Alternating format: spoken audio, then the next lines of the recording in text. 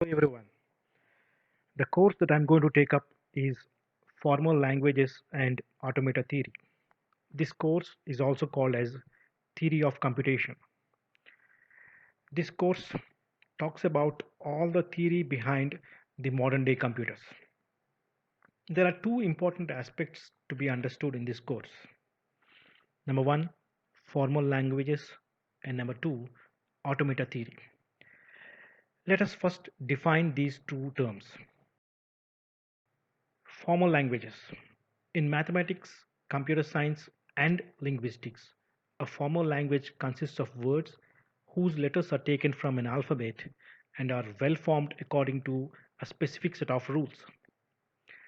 Just like natural languages have some specific set of rules, formal languages also have some specific set of rules.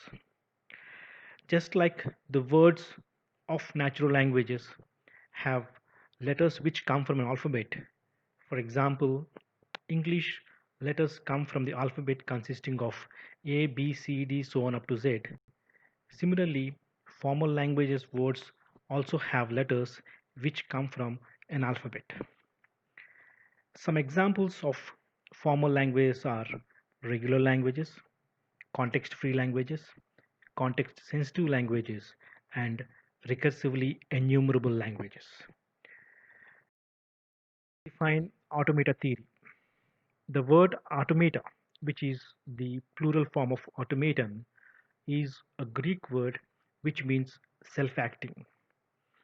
An automaton with a finite number of states is called a finite automaton or finite state machine. An automaton is a finite representation of a formal language that may be an infinite set. Generally, automata exist only to accept formal languages, and therefore they are often classified by the class of formal languages they can recognize.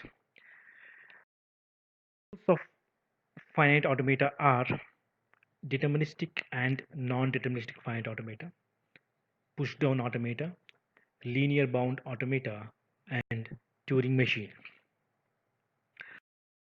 Famous linguist by name Chomsky created a hierarchy for these formal languages. The hierarchy for these formal languages is created depending on the increasing capabilities of these languages. Among these languages, the most inferior is the regular language. Regular languages are actually accepted by deterministic and non-deterministic finite automata. After the regular languages comes the context-free languages. These context-free languages are more similar to the constructs of the context-free languages are more similar to the English language. The context-free languages are accepted by automaton called as push-down automata. After the context-free languages comes the context-sensitive languages. These context-sensitive languages are accepted by linear bound automata. And finally comes the recursively enumerable languages, which are accepted by Turing machine. So this is the hierarchy that is defined by Chomsky.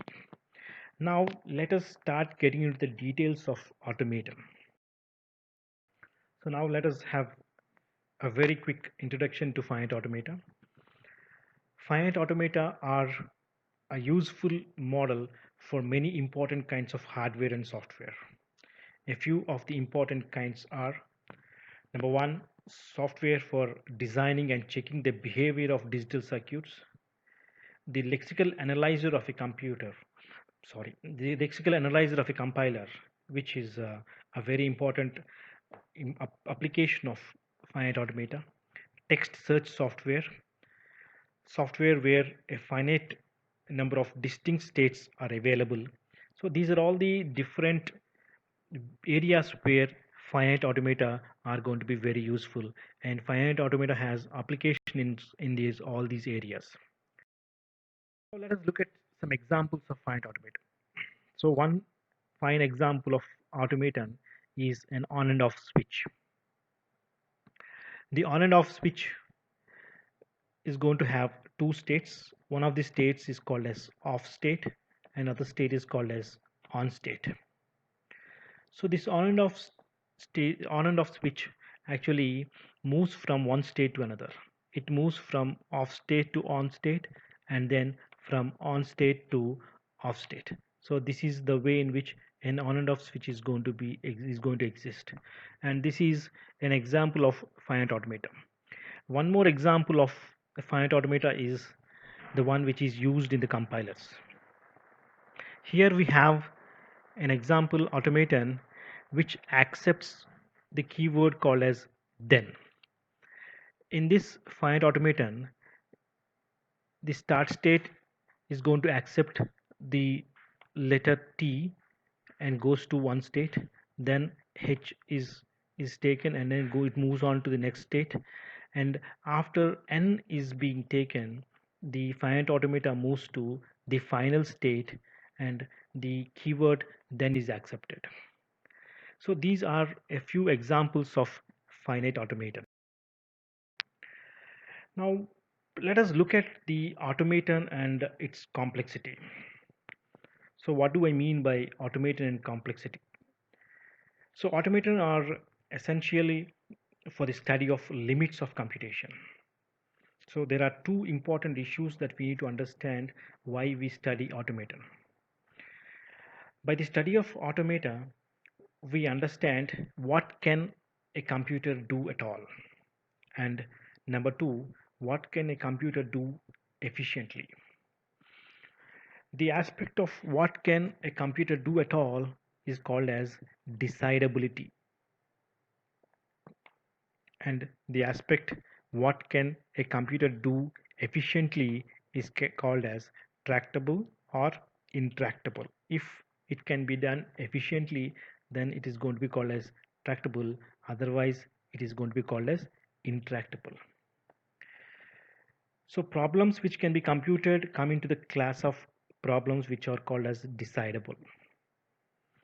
To be very specific, there are many functions in this real world which are not decidable. So we'll understand these aspects of computation a little later. This we come to the end of a very brief introduction to the course. Thank you very much.